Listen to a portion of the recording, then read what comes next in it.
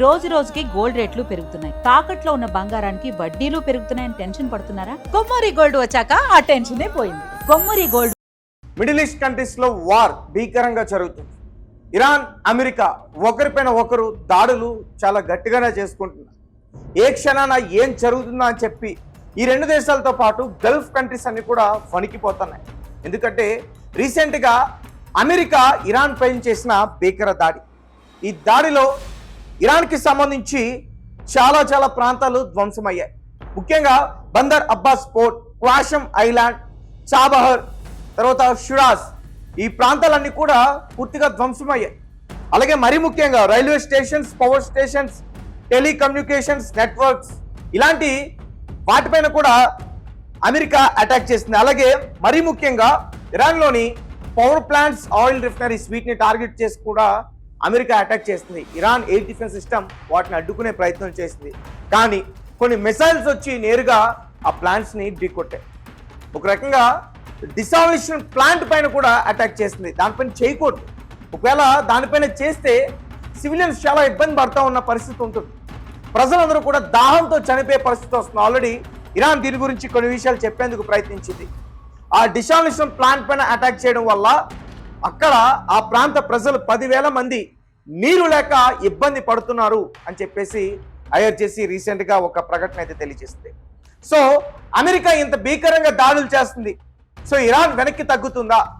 America పైన కక్ష తీర్చుకోవడానికి అమెరికా స్థావరాలు ఎక్కడైతే ఈ గల్ఫ్ కంట్రీస్లో ఉన్నాయో, దగ్గరగా ఏ అయితే ఉన్నాయో వాటిని టార్గెట్ చేసుకుని ముఖ్యంగా కువైట్, జోర్డాన్, తర్వాత బహ్రెయిన్, ఈ ప్రాంతాల్లో అటాక్ చేసే ప్రయత్నం చేసింది. జోర్డాన్లోని కుఫాక్ సాల్టీ ఎయిర్ బేస్ ఇక్కడ మెరుపు దాడులు చేస్తుంది, 3 చనిపోయారు. తర్వాత బహ్రెయిన్లోని అమెరికాకి సంబంధించి ఇంతకుముందు ఎయిర్ బేస్ పైన ఆల్రెడీ అటాక్ చేస్తూ ఉంది. కానీ ఈసారి మాత్రం AWS అమెజాన్ వెబ్ సర్వీస్ ఇక్కడ అటాక్ చేసింది. సో ఇది చాలా పెద్ద డేటా సెంటర్. ఇది గల్ఫ్ కంట్రీస్కి చాలా దీనివల్ల యూజెస్ ఉన్నాయి. ఇది కనుక దాడికి గురైతే కనుక అది ధ్వంసమైందంటే మాత్రం చాలా ఇబ్బందులు వచ్చే అవకాశం ఉంటుంది. ఆన్లైన్ బ్యాంకింగ్ పూర్తిగా నిలిచిపోతుంది. వెబ్ సర్వీసెస్ అన్ని కూడా డౌన్ అయిపోతాయి. యాప్స్ అన్ని కూడా డౌన్ అయిపోతాయి. గల్ఫ్ కంట్రీస్ అన్ని కూడా చాలా ఎఫెక్ట్ అవుతాయి. సో దీంతో ఇరాన్ నెక్స్ట్ మళ్ళీ యుఏఈ పైన టార్గెట్ పెట్టి అక్కడ కూడా అమెజాన్ డేటా సెంటర్ పెద్దది ఉంది. గల్ఫ్ కంట్రీస్లో రెండు పెద్దవి ఉన్నాయి. ఒకటి బహ్రెయిన్లో, ఇంకొకటి యుఏఈలో.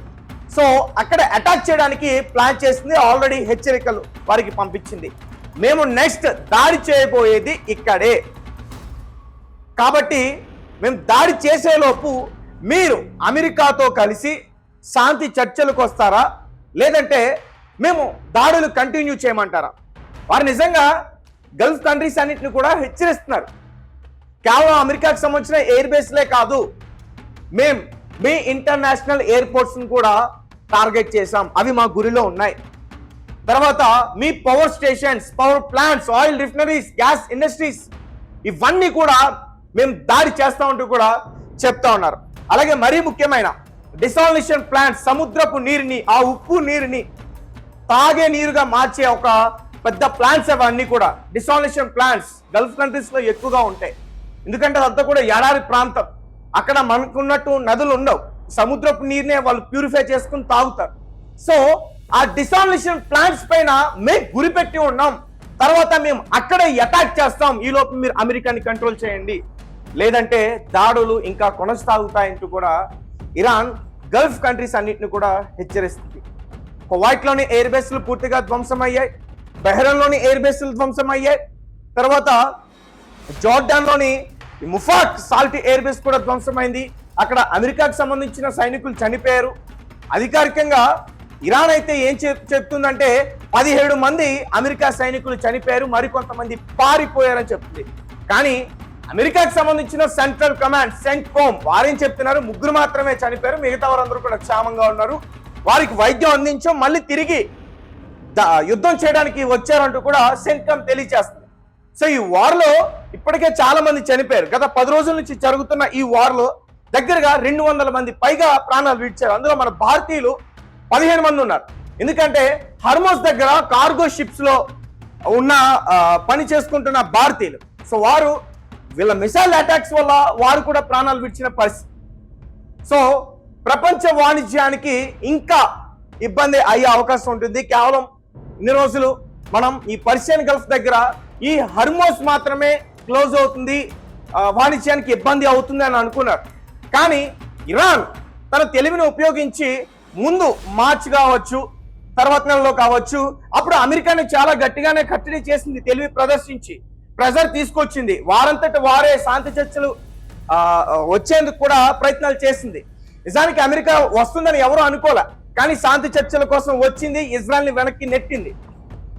ఇప్పుడు కూడా అలానే చేస్తుంది. మళ్ళీ శాంతి చర్చల కోసం వారినే దించడానికి, వారంతట వారే రావడానికి ఇప్పుడు ఏం చేస్తుందంటే రెడ్ సీలో ఉన్న బాబ్ ఆల్ మందాబ్, ఇక్కడ స్ట్రైట్ ఆఫ్ హార్మోస్ ఎలానో ఆ బాబ్ ఆల్ మందాబ్ అనే అది కూడా ఒక స్ట్రైట్ లాంటిది అది. సో దాన్ని కనుక క్లోజ్ చేస్తే మొత్తం పూర్తిగా ప్రపంచ వాణిజ్యం బంద్.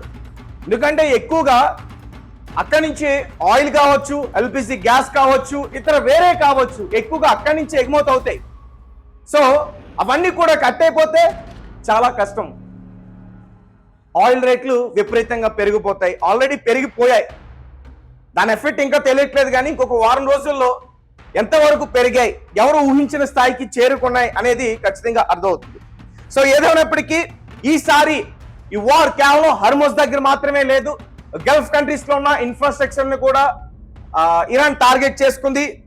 Oil refineries, oil and gas facilities, data centres, తర్వాత power infrastructure, airports, railway stations, power stations, వీటన్నిటిని కూడా టార్గెట్ చేసుకుని డ్రోన్స్ తో ఆల్రెడీ అటాక్స్ స్టార్ట్ చేసింది.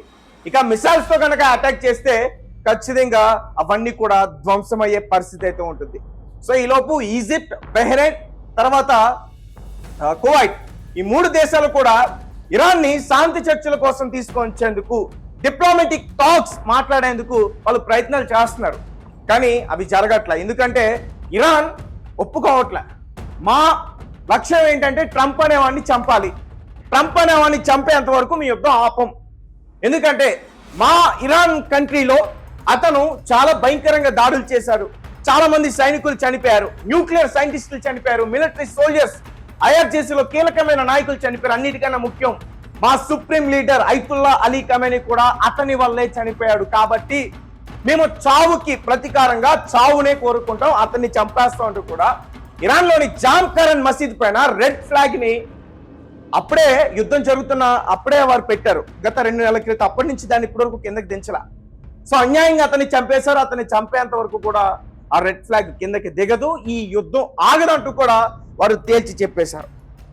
సో ఏదైనప్పటికీ ఇప్పుడు ఇరాన్ తెలివి యుద్ధంగా ఖచ్చితంగా చేస్తుందని చెప్పాలి. ఎందుకంటే డేటా సెంటర్స్ ని టార్గెట్ చేసింది. ఆ డేటా సెంటర్స్ కనుక మొత్తం అటాక్ కి గురైతే, ధ్వంసం అయితే, గల్ఫ్ కంట్రీస్ లో ఉన్న ఆన్లైన్ బ్యాంకింగ్ అంతా కూడా నిలిచిపోతుంది, వెబ్ సర్వీసెస్ అన్ని కూడా ఆగిపోతాయి, తర్వాత యాప్స్ అన్ని కూడా డౌన్ అయిపోతాయి. సో దీంతో ఖచ్చితంగా వారికి ఇబ్బంది వచ్చే పరిస్థితి ఉంది.